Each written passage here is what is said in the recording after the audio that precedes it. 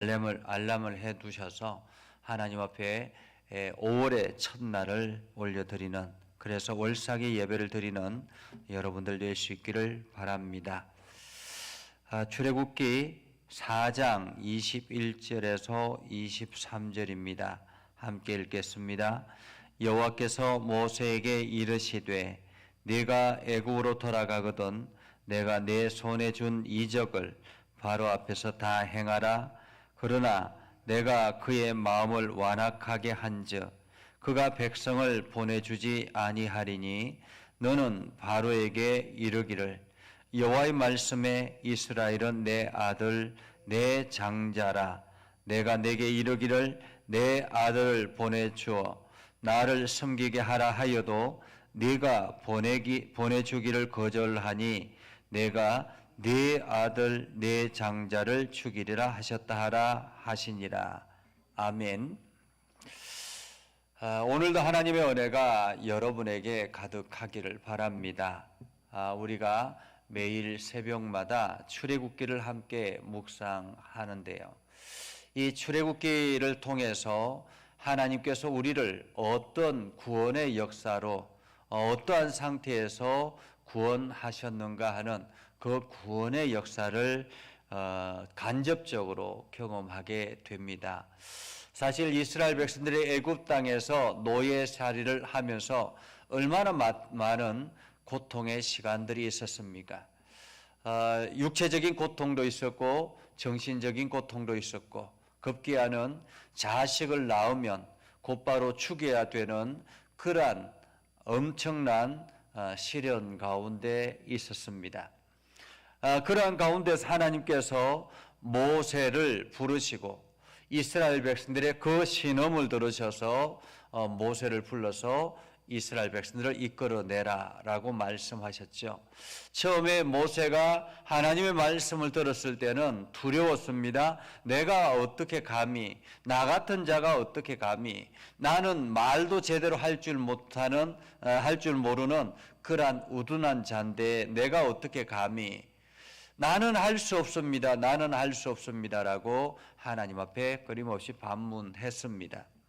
그럼에도 불구하고 하나님께서는 염려하지 말라라고 말씀하시며 하나님께서 친히 이 모든 일들을 이루겠다라고 하셨습니다.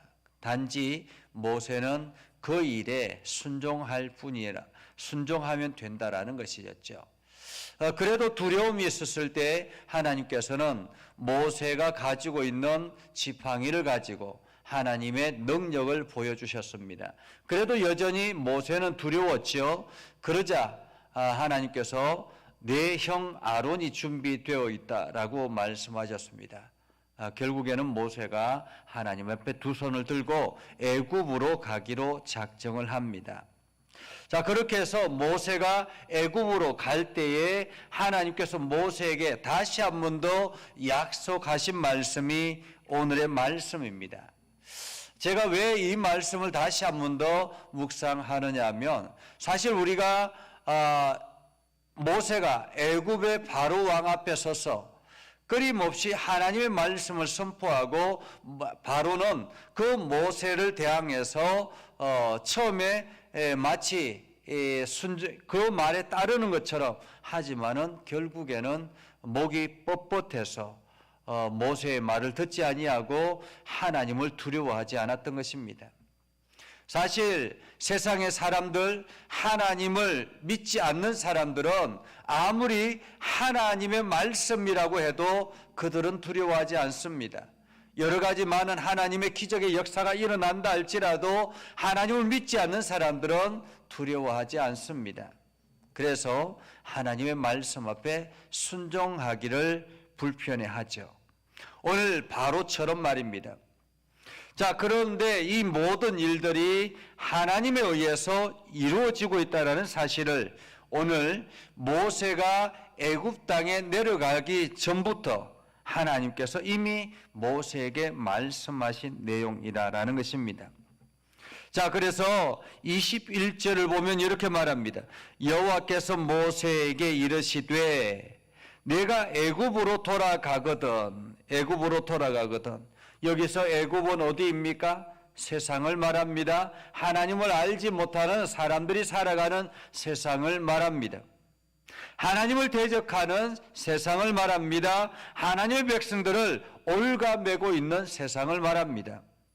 그 애굽으로 돌아가거든 내가 내 손에 준 이적을 바로 앞에서 다 행하라 라고 말합니다. 여기서 하나님께서 말씀하시기를 내가 내 손에 준 이적을 바로 앞에서 다 행하라 라고 말씀하고 있는데, 여기서 하나님께서 모세에게 준, 모세의 손에 준 이적이 무엇일까요? 모세에게 손에 준 이적, 그것은 모세의 지팡이인 것입니다. 사실 모세의 손에 들려진 지팡이는 전혀 새로운 것이 아니었습니다. 그 지팡이는 그냥 그가 늘상 살아가는 필수품에 불과했습니다. 목자에게 필요한 필수품 지팡이였습니다. 이전부터 가지고 있었던 것입니다. 그것으로는 아무런 능력도 행하지 못하였던 것입니다. 그런데 그 지팡이, 평상시 가지고 다니던 그 지팡이, 생활 속에서 늘 경험되어졌던 그 지팡이, 그 지팡이가 하나님께서 사용하시기 시작하자 어떤 일들이 일어나기 시작합니까? 이적이 일어나기 시작했다라는 것입니다. 그래서 오늘 하나님께서는 너에게 준 이적을 가지고 라고 말하고 있습니다. 여호와께서 내 손에 준 이적을 바로 앞에서 다 행하라.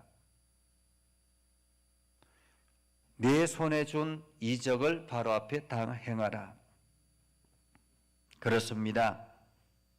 모세에게 준 지팡이, 사실 모세가 들고 있는 이 지팡이를 하나님께서 다시 사용하셔서 모세에게 다시 줄 때는 능력의 지팡이가 되었던 것입니다.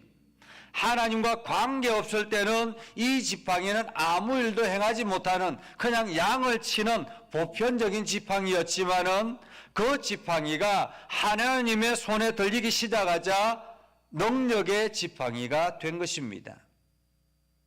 이것은 오늘 저와 여러분들에게도 동일하다라는 것입니다. 하나님께서 저와 여러분들을 하나님의 일꾼으로 부르시고 하나님의 백성들을 이끌어내라고 부르셨습니다. 그런데 하나님께서 저와 여러분들을 그냥 단순히 아무것도 주지 아니하고 그들에게 세상으로 나아가라라고 말하지 않는다라는 것입니다. 그것은 바로 오늘 하나님께서 우리에게 주신 것은 내가 평상시에 사용하는 물질이라든지 내가 평상시에 사용하고 있는 재능이라든지 내가 어떤 무언가를 할 수 있는 열정이라든지 이러한 것들, 이것이 하나님께 들려지기 시작하자 내가 평상시 살아왔던 모든 것들이 하나님께 들려지기 시작하면 거기에는 이적이 나타나는 것입니다. 기적이 나타나는 것이죠. 놀라운 역사가 나타나는 것입니다. 이것이 바로 하나님께서 우리에게 주신 이적이라는 것입니다. 이적이라. 모세가 하나님께 쓰임받는 사람이 된 것은 전적으로 하나님의 은혜였습니다. 사명자는 이렇게 하나님께서 부르신 것이다라는 거죠. 하나님께서 부르신 것. 내가 취득한 것이 아닙니다. 내가 획득한 것이 아닙니다. 그래서 내 마음대로, 내 욕심대로, 내 이기심대로 하려고 하면 문제가 일어나는 것입니다. 하나님께서 우리를 하나님의 일들을 하기 위해서 부르셨다라는 사실을 우리는 기억해야 할 것입니다. 그리고 오늘 하나님께서 계속 이어서 말씀하죠. 22절에 보면 이렇게 말합니다. 21절 계속 이어서 보면 이렇게 말합니다. 이적을 행하라, 다 행하라 라고 하지만은 그러나 내가 그의 마음을 완악하게 한즉 이라고 말합니다. 내가 그의 마음을 완악하게 한즉 그가 백성을 보내지 아니하리라. 애굽의 왕 바로는 강박한 자였습니다. 그는 끊임없이 완악하여서 하나님의 백성들을 보내기를 거절한다라는 것입니다. 한 번도 아니고 9번이나 반복해서 계속 이어서 번복하며 거절합니다. 그 이면에는 무엇이 있습니까? 세상에 대한 욕심, 집착, 그리고 나도 할 수 있다라는 이러한 것들이 바로 오늘 바로의 모습이라는 것입니다.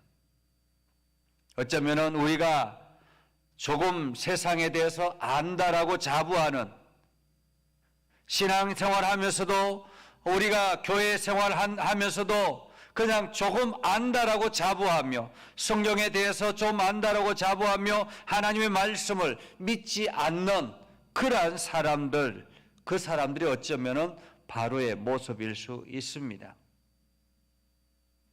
병이 제일 낫지 않는 사람들이 바로 의사, 약사, 간호사라고 하죠. 왜냐하면 여기 병에 대해서 너무 잘 알기 때문에, 어떤 현상이 일어나는지를 잘 알기 때문에 오히려 그 얕은 지식이 치료의 효과를 떨어뜨린다라는 것입니다. 우리가 신앙생활 하는데도 마찬가지입니다. 내가 알고 있는 신앙의 지식이 우리의 믿음을 오히려 연약하게 만드는 그러한 모습이 되지 않을까 염려가 되기도 합니다. 하나님께서 오늘 바로를 사용하신다라고 말하고 있죠. 바로를 사용하신다. 오늘 하나님께서 바로를 사용하셔서 그의 마음을 완악하게 하셔서라고 말합니다. 완악하게 하셔서. 이것을 로마서 9장 17절에 이렇게 말하고 있습니다. 로마서 9장 17절에 보면 바로에게 이르시되 내가 이 일을 위하여 너를 세웠으니 곧 너로 말미암아 내 능력을 보이고 내 이름이 온 땅에 전파되게 하려 함이라.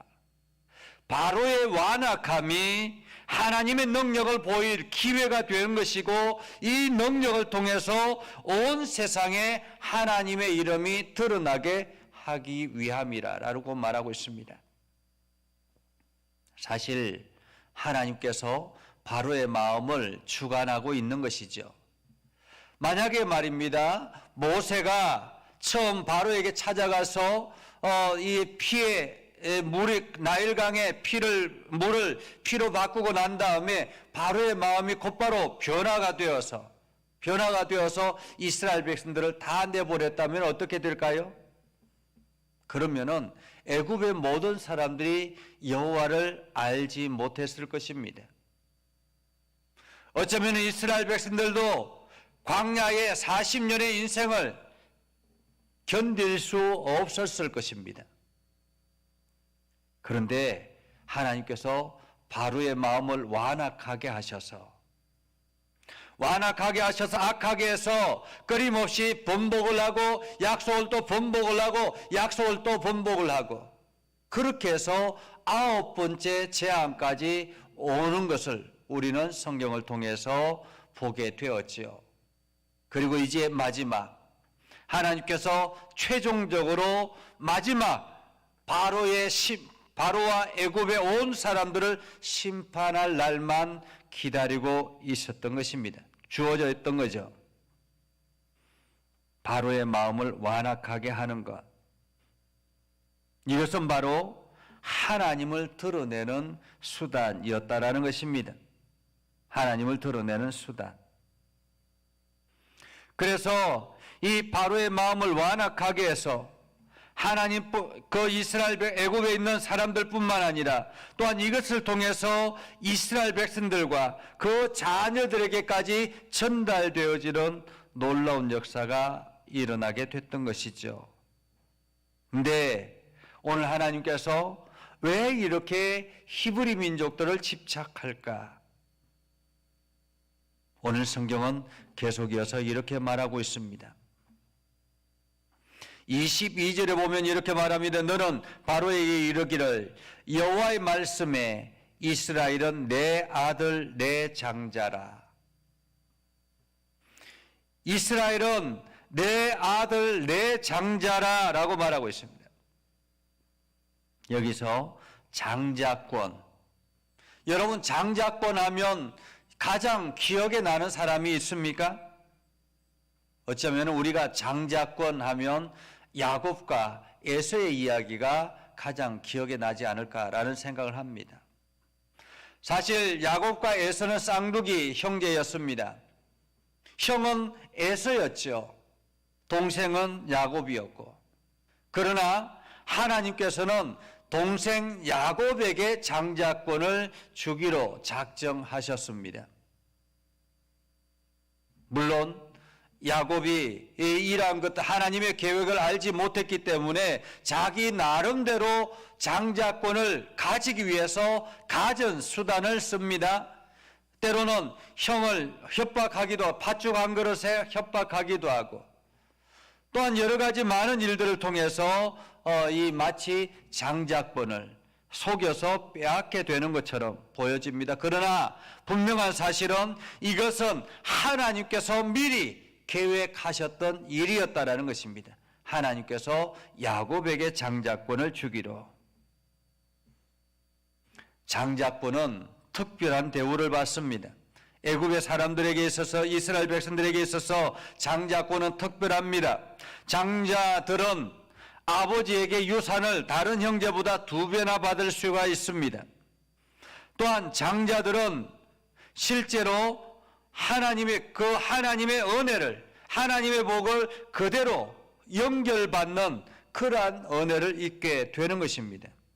그래서 이스라엘의 장자권은 육신의 혈통에 의해서 주어지는 것이 아니라 하나님께서 정하신 것이다라는 사실을 우리는 기억해야 할 것입니다. 오늘 성경은 이스라엘 백성들 전체가 하나님의 아들이요 하나님의 장자라고 말씀하셨습니다. 한마디로 하나님의 말씀을 이어받을 계승자라는 말이죠. 하나님의 은혜와 복을 이어받을 계승자라는 말입니다. 그런데 이러한 하나님의 아들, 하나님의 장자들을 누가 붙들고 있습니까? 바로가 붙들고 있다라는 것입니다. 그래서 하나님은 그 바로에게 이스라엘 백성들이 내 아들이요 내 장자라는 것을 보여주기 위해서 하나님께서는 이스라엘 백성 애굽의 사람들에게 9번의 재앙을 보내면서까지 내 백성 내 아들들을 보내라라고 말하고 있는 것입니다. 이 10가지 재앙은 바로 이 바로에게 주는 하나님의 징계이기도 하지만 또한 이 10가지 재앙을 통해서 애굽에 있는 모든 어둠의 권세들을 무찌르는 그러한 기회로 삼으셨던 것입니다. 그리고 주의 자녀들, 그 자녀들을 빛으로 인도하는 하나의 계기로 삼았다라는 것입니다. 10가지 재앙이 아니었다면 이스라엘은 바로를 버리고 모세를 순순히 따라 나서지 않았을 수 있을 것입니다. 결국에는 10가지 재앙은 애굽과 바로를 위해서 주어진 것이 아니라 그 이면에 이스라엘 백성들을 향한 하나님의 뜻이 담겨 있다라고 말할 수 있는 것이죠. 오늘날 우리가 살아가는 현실도 마찬가지입니다. 여러 가지 많은 어려움들이 우리 앞에 주어지고 여러 가지 많은 문제들이 우리 앞에 놓여져 있을지 모릅니다. 그러나 그 이면에는 끊임없이 하나님과 세상의 싸움이 일어나고 있다는 사실입니다. 우리가 믿음으로 하나님을 의지하지 아니하면, 그래서 우리가 잘못된 선택을 해서 바로 오늘 애굽에서 주저앉아 버리면 우리는 하나님의 축복의 기회를 잃어버리게 된다는 것입니다. 오늘 이 금요일 저녁에 여러분들이 하나님 앞에 기도할 때, 하나님, 우리가 세상 속에서 이 바로와 같은 어둠의 세상을 능히 제압할 수 있는 믿음을 우리에게 허락하여 주시옵소서. 하나님, 우리의 손에 들려진 하나님의 놀라운 능력의 지팡이가 세상을 향하여 끊임없이 선포하고 그것이 하나님의 역사로 드러나게 하여 주셔서 하나님의 백성의 자긍심과 또한 하나님의 능력을 세상에 드러내는 아주 중요한 기회가 되게 하옵소서. 이렇게 기도하며 나아가는 저와 여러분들이 될 수 있기를 바랍니다. 그래서 여러분들 모두 다가 힘을 얻어서 기도하며 승리하는 이 밤이 될 수 있기를 주님의 이름으로 축복합니다. 기도하겠습니다. 거룩하신 아버지 하나님, 오늘을 감사합니다. 하나님의 말씀을 붙들고 나아갑니다. 저희들에게 한없는 은혜로 도와여 주시고 주의 능력 안에 거하게 하셔서 날마다 새 힘을 얻게 하여 주시옵소서. 하나님, 오늘도 주의 영광을 온 땅에 드러내는 축복의 통로가 되게 하시고 우리를 통해서 하나님의 능력이 세상에 끊임없이 나타나게 하옵소서. 아버지 하나님, 우리가 모세가 바로를 향하여 하나님의 능력의 말씀을 선포하였던 것처럼 우리가 세상을 두려워하지 아니하고 담대하게 하나님의 능력의 말씀을 선포케 하여 주시옵소서. 그래서 우리가 더 많이 하나님을 경험하고 하나님의 역사를 경험하여서 우리의 믿음이 굳건해지게 하여 주옵소서. 예수님의 이름으로 기도드리옵나이다. 아멘. 이제는 우리 구주 예수 그리스도의 은혜와 하나님 아버지 극진하신 사랑과 성령님의 감화감동 역사 위로 교통하시며 은혜가 오늘도 주의 말씀 앞에 서서 담대함으로 세상을 나아가는 귀한 믿음의 백성들 위해 하는 모든 일들 위해 저들의 가정과 이 나라와 온 열방 위에 영원토록 함께 하옵시기를 간절히 축원하옵나이다. 아멘.